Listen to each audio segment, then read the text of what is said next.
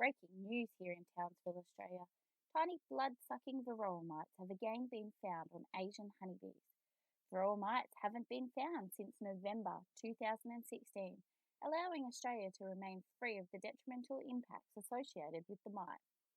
The varroa mite is decimating the world population of honeybees, with Australia the only country to remain mite-free.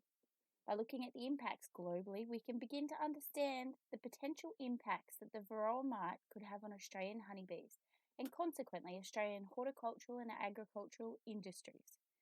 An astounding 35% of global crops rely on honeybee pollination, with the ectoparasitic mite's impending invasion in Australia expected to cost upwards of $1.7 billion.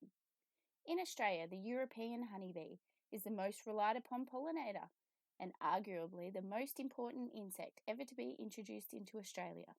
Fully reliant crops include almonds, avocados, blueberries, cucumbers, rock melons and watermelons, just to name a few. In addition, increased yields from canola, cotton and pasture clovers can be achieved with honeybee pollination.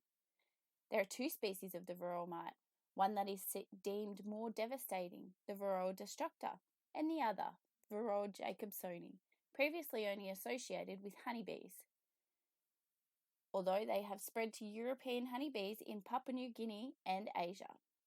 Australian beekeepers are hoping to avoid invasion of either as a result.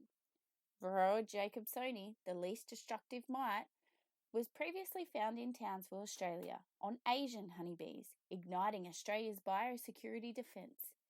It is believed that the latest incident is also Varroa jacobsoni, while genetic testing proved there was no connection to previous incidents. The landline episode of Bee Patrol personally ignited personal interest and sparked further investigation into what impacts the honeybee industry, not only in relation to obvious products such as honey, but also the reliance of honeybees within the agricultural and horticultural industries. A recent study highlighting the devastating effects of the Varroa destructor on New Zealand apiary industry and the ways Australia can learn from what they did and didn't do and the potential implications of the parasite. This formulated questions to focus this inquiry. 1.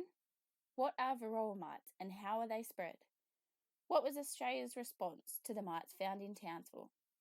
What are the effects of the varroa mite on the honeybees and subsequently Australian agricultural and horticultural industries? How does Australia intend to maintain its varroa-free status into the future? Should varroa become established in Australia, what strategies